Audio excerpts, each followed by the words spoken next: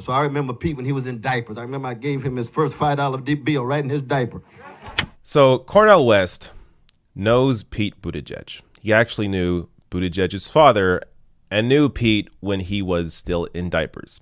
So I'm going to play this clip, but I'm also going to show you a few examples of why Pete Buttigieg can't be trusted. These are some of these examples I've gone over in past videos. I've discussed Pete Buttigieg at length before, but now that he is, or was essentially neck and neck with Sanders in Iowa, at least in terms of state delegates, not the popular vote. Bernie beat Pete in the popular vote, but state delegates, they are fairly tied. I think it's important to highlight how horrible of a candidate Pete Buttigieg is. So let me first show you this clip from Cornel West. But no, brother Pete is like family to me. You know, his father was the great Joseph Buttigieg, who translated Antonio Gramsci. He was the dean of humanities at Notre Dame, and he was like a blood brother with me. We used to go to Italy every summer. So I remember Pete when he was in diapers. I remember I gave him his first $5 bill right in his diaper. So I love that brother as family, you see. And so I see him, I give him a hug. I said, please give me a hug to Ann. Brother Joseph died a year ago and so forth. But I tell Pete up front, I said, now you know when it comes to the legacy of Gramsci, Brother Pete wrote his senior thesis on who? Does anybody know who he wrote it on? He wrote it on Brother Bernie as exemplar of integrity. He lived in my same room as a freshman at Harvard, Hallworthy 8. We lived in the same room, but 35 years difference, you see. So he's like family, but I'm just honest with him. I say, brother, now you know I can't support you. I love you to death. You're going to be a member of the family all, but you just part of that same milquetoast neoliberal crowd I've been critical of all this time. I can't support you, brother. Not at all. You see. Now, is he better than Trump? Of course he's better than Trump. All of y'all better than, the bar's about this low. So this is, I don't know. So many things come to me watching this clip because it, like, on one hand, it shows you Pete is fully aware of what Bernie Sanders is discussing, what he's fighting for, should be aware that that is the correct way to go. The fact that his father was a Marxist involved in movements like this, and Pete Buttigieg is just a through and through neoliberal. Like, it makes me question everything Pete ever says. How can you possibly trust this man when his positions have shifted all over the place?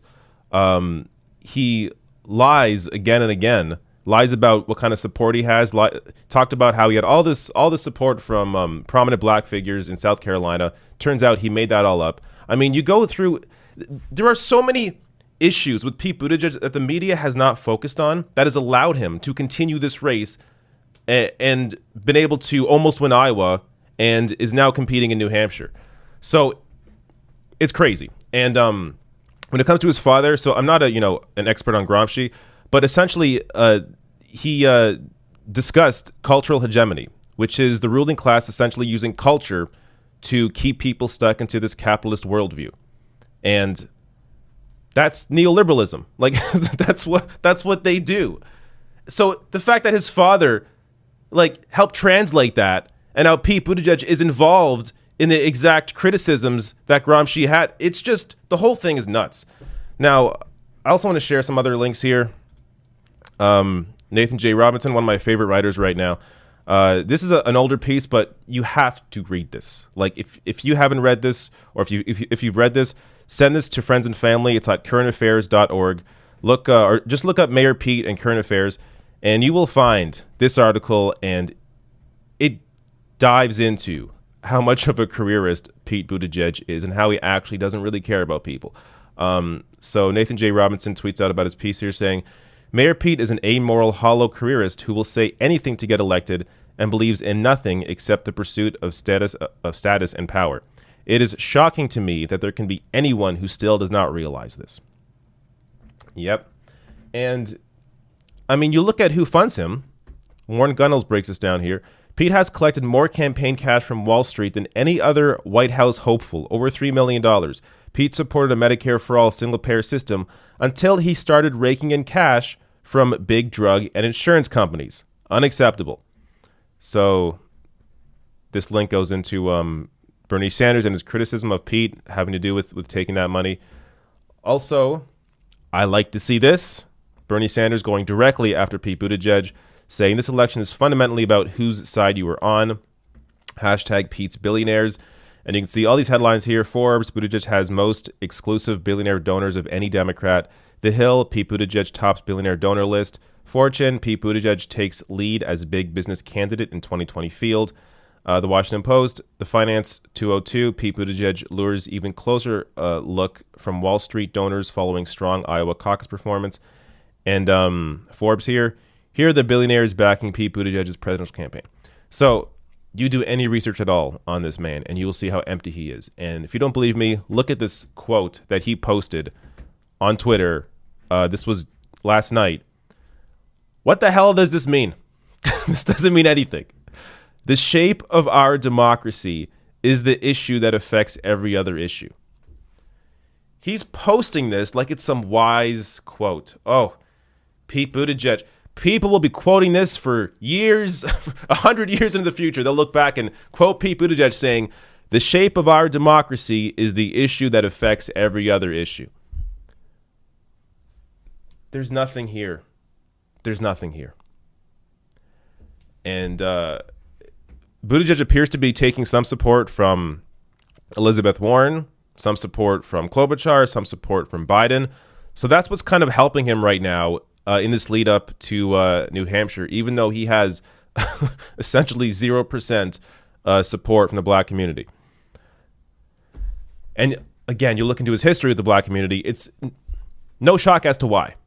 So if Buttigieg gets vetted at all by the media at some point, and look, online publications have vetted him, but in terms of cable news vetting him or just at least discussing some of these issues, he will tank immediately. But they keep, putting all their hate, all their focus towards Bernie Sanders and anything that anybody else does. I mean, Joe Biden keeps lying about his civil rights record. That's never brought up on cable news. I mean, Biden tanked in Iowa without that even being discussed. Like, imagine if the media actually focused on Biden's issues, how poor he would do. And he still tanked. So just, if they even lay a finger on any of these people, they would be annihilated. On top of that, if Bernie Sanders lays a finger on any of these people, they could be annihilated. He has to do it at the debate tonight. He has to go at Pete Buttigieg. And I think he will. I mean, as I showed you, it appears he's doing it right now online. So he may bring this up on the debate stage tonight. So look for that.